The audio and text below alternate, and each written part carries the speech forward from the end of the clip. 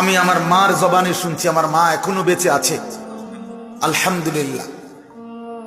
আমার মা বলছে আমার বড় ভাই কুমিল্লা শহরে পড়ালেখা করত মাদ্রাসায়,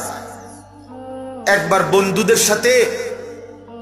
আপনার ইন্ডিয়ার বর্ডার পার হইয়া গেছে গা দোস্তদের লগে, 1-1.5 মাস পড়ালেখা ছেড়ে দিছে, পড়ে না। আর আমার আম্মা নিজে বলছে মা যে ফুত আমি একটানা 1.5 মাস সারা রাত নামাজের মুসল্লার মধ্যে, বিছানার মধ্যে